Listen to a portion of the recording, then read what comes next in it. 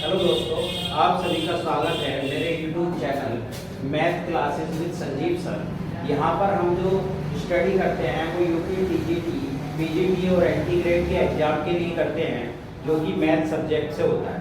मैंने इससे पहले भी आप लोगों के लिए 8 वीडियो प्रोवाइड कराई हैं, जो लेक्चर 1 से लेकर 8 तक आपको मेरे YouTube channel math classes with Sanjeev sir पर मिल जाएगा। इसके बाद अब हम उन 8 वीडियो से आगे 9th वीडियो आज मैं शूट कर रहा हूँ। वो वीडियो बहुत काफ़ी पहले की पड़ी हुई है, आप लोगों ने मुझे बहुत प्यार दिया है।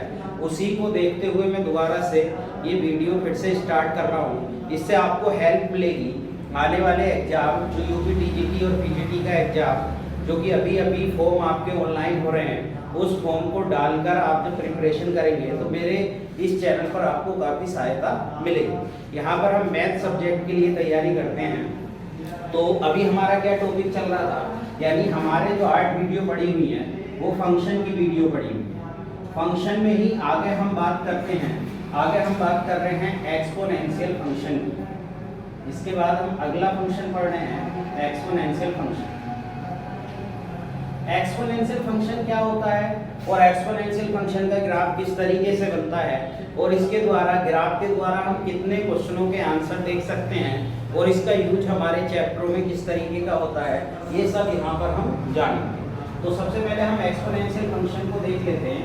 ये होता है fx = a की पावर x। a क्या होता है, a को हम बेस कहते हैं और x क्या कहलाता है, एक्सपोनेंट। आपका x कहलाता है एक्सपोनेंट और a कहलाता है बेस।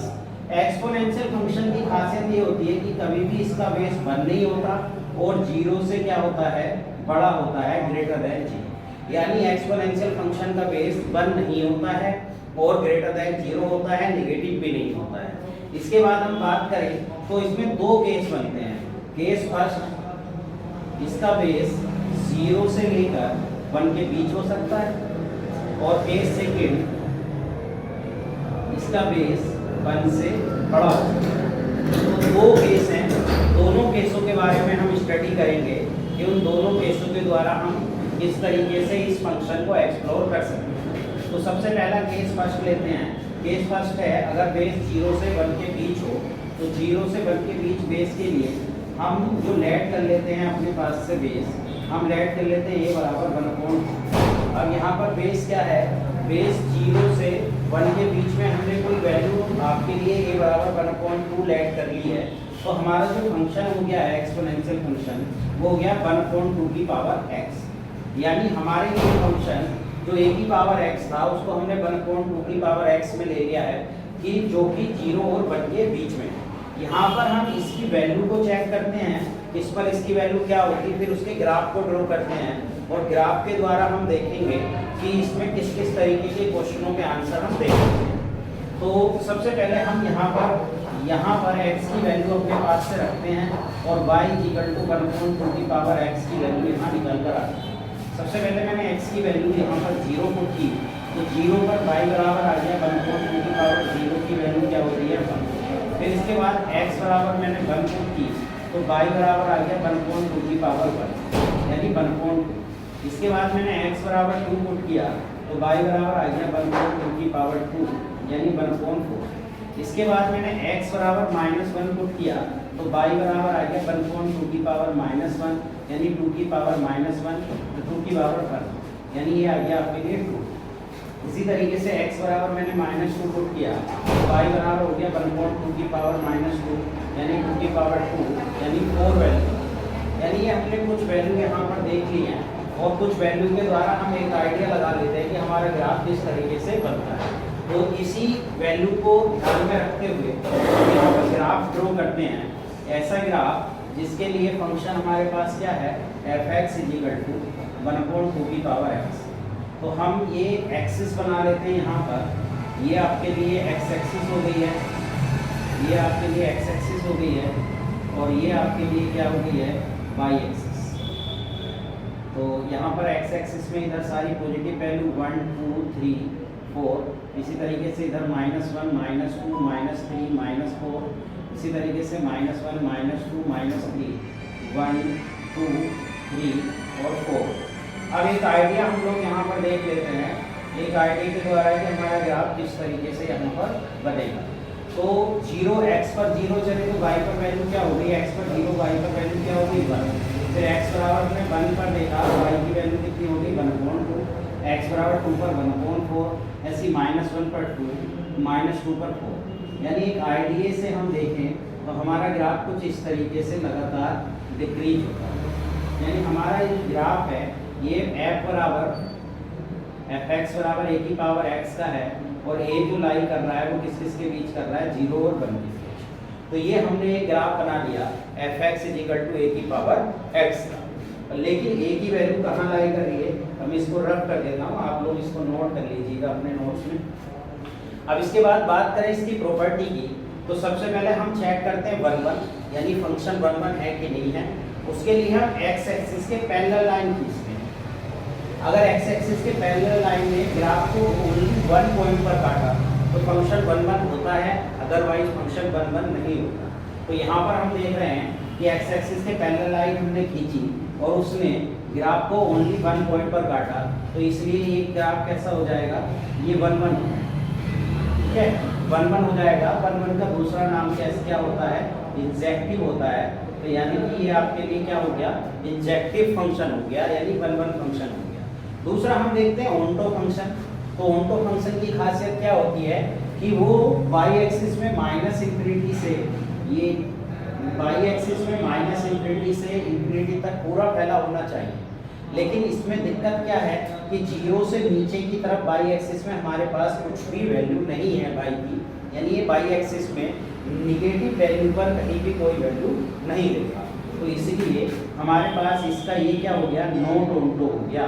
ओंटो के लिए शर्त है कि ग्राफ को -∞ से ∞ तक पूरा फैला होना चाहिए। अगर कोई फंक्शन ओंटो नहीं है तो वो इनटू के नाम से जाना जाता है। अगर कोई फंक्शन ओंटो नहीं है तो वो इनटू नाम से जाना जाता है। इसके बाद हम बात करते हैं इसके डोमेन की, कि इसका इस फंक्शन का डोमेन क्या होगा। तो हम जब डोमेन की बात करते हैं तो डोमेन होता है x एक्सिस में फैलाव। तो देखो ग्राफ x एक्सिस में -∞ से ∞ तक पूरा फैला हुआ है, यानी कि ग्राफ में x की कोई भी वैल्यू एग्जिस्ट कर सकती है a की पावर x में। तो इसलिए इसका डोमेन हो गया -∞ से ∞, यानी कि पूरा का पूरा रियल। इसके बाद हम बात करें रेंज। रेंज होती है y एक्सिस में फैलाव। ग्राफ y एक्सिस में कितना फैला हुआ है, यानी y की कौन सी वैल्यू इसके अंदर एग्जिस्ट करेगी। तो हम देखें तो ये 0 से लेकर ∞ तक y एक्सिस में पूरा फैला हुआ है, इसलिए इसकी रेंज हो जाएगी 0 से लेकर ∞। यानी e की पावर एक्सपोनेंशियल फंक्शन जो a की पावर x है, जो कि 0 और 1 के बीच है। एक्सपोनेंशियल फंक्शन दो तरीके के होते हैं, एक जिसमें बेस 0 और 1 के बीच होता है और एक जिसमें बेस 1 से बड़ा होता है। तो हम यहाँ 0 और 1 के बीच ले रहे हैं। तो 0 और 1 के बीच हमने ये देख लिया है कि ये फंक्शन हमने ग्राफ बना लिया है। ग्राफ में देख लिया ये 1 होता है, ये ओंटो नहीं होता है। डोमेन -∞ से ∞, यानी x की कोई भी वैल्यू इसके अंदर एग्जिस्ट करेगी। लेकिन रेंज की बात करें कि x की एवरी वैल्यू पर y की क्या वैल्यू आती है, तो y की वैल्यू 0 से लेकर कहाँ तक आएगी, ∞ तक आएगी, रेंज होगी। इसके बाद ये फंक्शन कंटिन्यूअस है, कहीं भी ब्रेक नहीं होगा। अगर कोई फंक्शन ब्रेक होता है तो वो कंटिन्यूअस नहीं होता है। तो ये फंक्शन कैसा है, कंटिन्यूअस फंक्शन है, कंटिन्यूअस फंक्शन है। इसके बाद हम बात करें डिफरेंशिएबिलिटी। तो मैंने आपको पुरानी वीडियो भी आप देखेंगे तो उसमें पता चल जाएगा कि हमारे ग्राफ में कॉर्नर, कर्व और नोड, इस तरीके की इमेज हमारे ग्राफ के अंदर नहीं होनी चाहिए। तो ऐसी कोई भी इमेज इस ग्राफ के अंदर नहीं बन रही है, तो इसलिए ये डिफरेंशिएबल भी हो जाएगा, यानी कंटिन्यूअस है, डिफरेंशिएबल है और रेंज 0 से ∞ हो गई, डोमेन -∞ से ∞ हो गया और ये नॉट ओंटो है और कंटिन्यूअस। दूसरी बात, एक खासियत और है इस फंक्शन की, ये स्ट्रिक्टली क्या होता है, स्ट्रिक्टली डिक्रीजिंग फंक्शन होता है। स्ट्रिक्टली डिक्रीजिंग फंक्शन है। स्ट्रिक्टली डिक्रीजिंग वो फंक्शन होते हैं जिसमें हम x की वैल्यू को बढ़ाएं तो y की वैल्यू क्या हो जाए, घट जाए, और x की वैल्यू को घटाएं तो y की वैल्यू क्या हो जाए, बढ़ जाए। तो जैसे ही हम x की वैल्यू को यहाँ पर क्या कर रहे हैं, बढ़ा रहे हैं, 1 से 2 गए, तो y की वैल्यू क्या होगी, घट गई। तो ये स्ट्रिक्टली फंक्शन कहलाता है x1 > x2 तो y1 आपका क्या आ जाएगा, लेस देन y2 आ जाएगा, और x1 लेस देन x2, तो y1 ग्रेटर देन y2 आ जाएगा। यानी ये स्ट्रिक्टली डिक्रीजिंग फंक्शन होता है, ये इसकी खासियत होगी। दूसरी बात हम यहाँ पर चेक करते हैं, limit x tends to minus infinity पर इसकी वैल्यू a की पावर x, जबकि बेस कहाँ है 0 और 1 के बीच, तो a की पावर x माइनस इन्फिनिटी पर इसकी वैल्यू ये कहाँ पर जा रहा है, प्लस इन्फिनिटी पर, तो इसकी वैल्यू हो जाएगी प्लस के इन्फिनिटी। और अगर बात करें limit x tends to infinity की a की पावर x पर, तो आप इन्फिनिटी पर देखें तो ये किस पे मिल रही है, 0 पर, तो इसकी वैल्यू हो जाएगी 0, जबकि बेस 0 और 1 के बराबर। तो ये एक्सपोनेंशियल का एक पार्ट है जिसको हमने यहाँ पर देखा। दूसरा पार्ट भी अभी मैं आपको बताऊंगा, पूरा एक्सपोनेंशियल फंक्शन यहाँ पर हम कवर करेंगे। उसके बाद हम इसके क्वेश्चन, इसके टाइप के क्वेश्चन भी देखेंगे, तो इसको आप लोग बना लीजिए ग्राफ और इसको नोट कर लीजिएगा। इसके बाद हम बात करते हैं, देखिए इसमें एक टाइप के क्वेश्चन भी बनते हैं, उनको भी आप देख लीजिए। यहाँ पर बात करें, अगर आपके पास है 1/2 की power x minus 1 greater than आपके लिए 1, तो इस तरीके के क्वेश्चन को हम कैसे सोल्व करेंगे, इस चीज़ को भी आप देख लीजिए। देखिए यहाँ पर 1/2 की power x minus 1 greater than, क्या मैं इसे 1/2 की पावर क्या लिख सकता हूँ, 0। तो अभी मैंने एक बात बताई आपको कि अगर x1 ग्रेटर देन x2 है तो y1 लेस देन y2 होगा। तो यहाँ पर ये ग्रेटर देन है, बेस सेम हो गया है, तो इसकी पावर में x माइनस 1 क्या हो जाएगा, लेस देन, ये ग्रेटर है तो लेस देन। अगर बेस क्या हो, बेस 0 और 1 के बीच में हो, तो हमेशा ये चीज़ को ध्यान रखना है कि अगर ये ग्रेटर चल रहा है तो लेस हो जाएगा, और लेस चल रहा है तो ग्रेटर हो जाएगा। तो इसका मतलब हो गया x लेस देन 1, यानी x की वैल्यू 1 से छोटी, माइनस इन्फिनिटी से बड़ी। तो इसका यूज इस तरीके से हम क्वेश्चनों में भी करते हैं। हम बेस पर निगाह डालेंगे कि एक्सपोनेंशियल का बेस क्या है। अगर एक्सपोनेंशियल का बेस 0 और 1 के बीच में है तो हमेशा इनइक्वालिटी चेंज हो जाएगी, क्योंकि x1 ग्रेटर देन x2 पर y1 लेस देन हो जाता है y2। चलिए इसके बाद हम बात करते हैं दूसरे ग्राफ की, इसके बाद हम बात करते हैं दूसरे फंक्शन की। इसी में जब हमारे पास बेस क्या हो जाए, एक केस सेकंड इसमें बनेगा, केस सेकंड इसमें बनेगा कि बेस क्या हो जाए, ग्रेटर देन 1।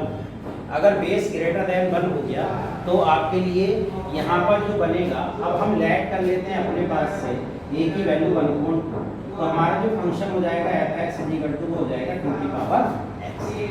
ठीक है, यही समथिंग e की पावर x का ग्राफ होगा, जो 2 की पावर x का ग्राफ होगा वही ग्राफ होगा e की पावर x का ग्राफ।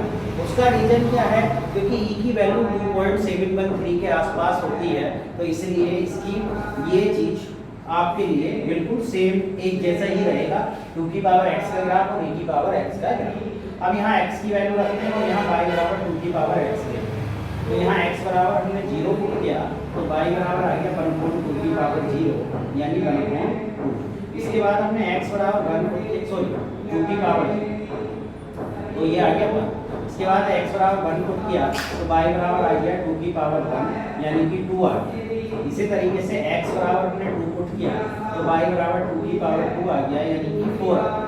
इसके बाद इसी तरीके से x बराबर -1 पुट किया तो y बराबर 2 की पावर -1, यानी 1/2 आ गया। इसी तरीके से x बराबर हमने -2 पुट किया तो y बराबर 2 की पावर -2, यानी कि 1/2। अब यहाँ एक चीज आप ऑब्जर्व कर रहे होंगे, जैसे मैं x की वैल्यू बढ़ा रहा हूँ y की वैल्यू भी बढ़ रही है, जैसे x की वैल्यू घटा रहा हूँ y की वैल्यू भी घट रही है। तो ये जो फंक्शन कहलाता है स्ट्रिक्टली इंक्रीजिंग फंक्शन कहलाता है। अब हम इसके ग्राफ को यहाँ पर शो करेंगे और इसके ग्राफ के द्वारा भी हम देखेंगे इसकी क्या क्या प्रॉपर्टी हैं और किस तरीके से इसको हम देख सकते हैं। -1 -2 -3 1 2 3 -1 -2 -3 1 2 और 3। इसके बाद हम यहाँ पर देख रहे हैं 0 पर इसकी वैल्यू क्या है, 1 है। 0 पर इसकी वैल्यू क्या है, 1 है। इसके बाद 1 पर देख रहे हैं तो 2 है, 1 पर इसकी वैल्यू 2 है। 2 पर देख रहे हैं तो 4 आएगी, 4 आएगी। -1 पर 1/2, यानी इसका ग्राफ कुछ इस तरीके से आपका बन जाएगा। एक आइडिया है कि इसका ग्राफ इस तरीके से यहाँ पर बन जाएगा। यहाँ पर देखें तो ये y बराबर 2 की पावर x या इसको समथिंग e की पावर x का ग्राफ भी यही होगा। ठीक है, तो ये वैल्यू आप लोग नोट कर लीजिएगा। अब इसकी प्रॉपर्टी भी हम उसी तरीके से लिखते हैं जैसे पहले एक्सपोनेंशियल फंक्शन की प्रॉपर्टी को हमने लिखा। तो यहाँ पर सबसे पहले हम 1 देखते हैं। 1 देखने के लिए मैंने बताया था एक्स एक्सिस के पैरेलल लाइन आप खींचो। एक्स एक्सिस के पैरेलल लाइन एक्स एक्सिस के समांतर लाइन में अगर ग्राफ को एक पॉइंट पर काटा तो वो 1 है, अदरवाइज वो 1 नहीं है। तो इसको एक पॉइंट पर काट रहा है तो ये हमारे लिए कैसा हो गया 1, ठीक है, यानी ये इंजेक्टिव। इसके बाद अगर हम ओंटो की बात करें तो ओंटो ये नहीं है, क्योंकि ओंटो की शर्त है कि बाई एक्सिस में ग्राफ -∞ से ∞ तक पूरा फैला होना चाहिए, जबकि ये पूरा ग्राफ पूरा फैला हुआ नहीं। तो आपके लिए ये कैसा हो गया नोट, ये कैसा हो गया नोट ओंटो हो गया, यानी इसको हम इनटू के नाम से जानेंगे। अगर कोई फंक्शन ओंटो नहीं होता तो हम उसे किस नाम से जानते हैं, हम उसे इनटू के नाम से जानते हैं। इसके बाद हम बात करते हैं, कर रहे हैं इसके डोमेन की। तो डोमेन देखिए, पहले भी मैंने अभी इसके दूसरे ग्राफ में भी बताया कि डोमेन एक्स एक्सिस में फैलाव होता है। तो एक्स एक्सिस में ये -∞ से ∞ तक पूरा फैला हुआ है, तो इसलिए इसका डोमेन जो हो गया वो -∞ से ∞ तक, यानी कि पूरा रियल। इसके बाद हम इसकी रेंज की बात करें तो रेंज होता है बाई एक्सिस में फैला। तो यहाँ पर देख रहे हैं 0 से लेकर ∞ तक बाई एक्सिस में ये फैला हुआ है, तो इसलिए इसकी रेंज होगी 0 से ∞। इसके बाद हम बात करते हैं इसके कंटिन्यूअस है कि नहीं है। तो फंक्शन कहीं भी ब्रेक नहीं हो रहा तो कंटिन्यूअस है, ठीक है, कंटिन्यूअस है, कहीं ब्रेक नहीं हो रहा है तो फंक्शन कैसा है कंटिन्यूअस है। इसके बाद डिफरेंशिएबल, मैंने अभी आपको बताया कि कॉर्नर कस्प और नोड नहीं होना चाहिए, तो इसमें कॉर्नर कस्प नोड नहीं बनता है, तो इसके लिए ये डिफरेंशिएबल भी हो गया। फिर ये क्या होता है, ये होता है स्ट्रिक्टली इंक्रीजिंग फंक्शन। मैंने अभी आपको बताया कि अगर x1 ग्रेटर देन x2 है, यानी x को बढ़ाएंगे तो y भी क्या हो जाएगा, बढ़ जाएगा। तो ये ऐसा फंक्शन जिसमें x बढ़ाने पर y बढ़ता है वो स्ट्रिक्टली इंक्रीजिंग फंक्शन कहलाता है। तो y ग्रेटर देन क्या हो जाएगा आपके लिए, x1 ग्रेटर देन x2 है तो y1 भी ग्रेटर देन y2 हो जाएगा, और x1 लेस देन x2 है तो y1 भी लेस देन y2। तो ये इसकी क्या है, ये इसकी प्रॉपर्टीज हो गई हैं, ये एक्सपोनेंशियल फंक्शन हो गया है।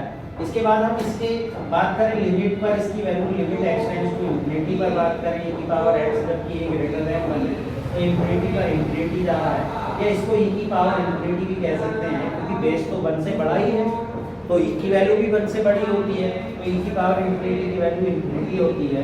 इसी तरीके से लिमिट x टेंड्स टू -∞ पर देखें a की पावर x, तो -∞ पर ये 0 पर मिल रहा है, तो इसलिए इसकी वैल्यू 0 हो गई, यानी e की पावर -∞ की वैल्यू यहाँ पर क्या हो गई 0 हो गई।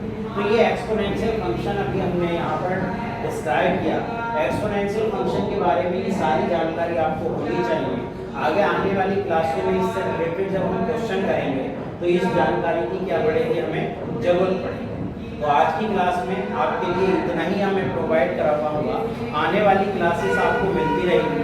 अगर मेरी क्लासेस आपको पसंद आती हैं और आप मुझसे रेगुलर ऑनलाइन पढ़ना चाहते हो तो आप मुझे कांटेक्ट कर सकते हो। मेरा कांटेक्ट नंबर 9012226646 पर आप मुझे कांटेक्ट कीजिए, व्हाट्सअप कीजिए और बताइए कि आप मुझसे पढ़ना चाहते हैं, जिससे मैं रेगुलर वीडियो आपको प्रोवाइड करा सकूं। अगर आप मुझसे पढ़ना चाहते हैं तो मैं एक ऐप अपना डेवलप करा लूँगा, उस ऐप के द्वारा भी आपको मेरी वीडियो मिल जाएंगी। जो भी फीस उसके अंदर होगी वो आपको पे करनी पड़ेगी। फीस पे करके मेरी वीडियो ऐसे ही लगातार आप लोगों को मिलती रहेगी और आप लोगों को यहाँ पर बहुत अच्छे से आपको ये सारी चीज़ें TGT का पूरा सिलेबस मैं कराऊंगा। तो अगर आप लोग इच्छुक हैं तो मुझे इस नंबर पर कांटेक्ट कीजिए या मैसेज कीजिए। आप कहीं से भी हैं पूरे उत्तर प्रदेश में, इस वीडियो के लिंक में बाकी 8 वीडियो जो पुरानी मेरी पड़ी हुई हैं, इस वीडियो के लिंक में आप वो ढूंढेंगे तो वो उनके लिंक भी आपको मिल जाएंगे। डिस्क्रिप्शन में आपको वो लिंक मैं सारे दे दूंगा, वहाँ से आप मेरी 8 वीडियो देखिए और उसके बाद की 9th वीडियो मैंने आपको लिए बना दी है। थैंक यू, धन्यवाद। आप मुझे कॉन्टैक्ट कर सकते हैं मेरे मोबाइल नंबर।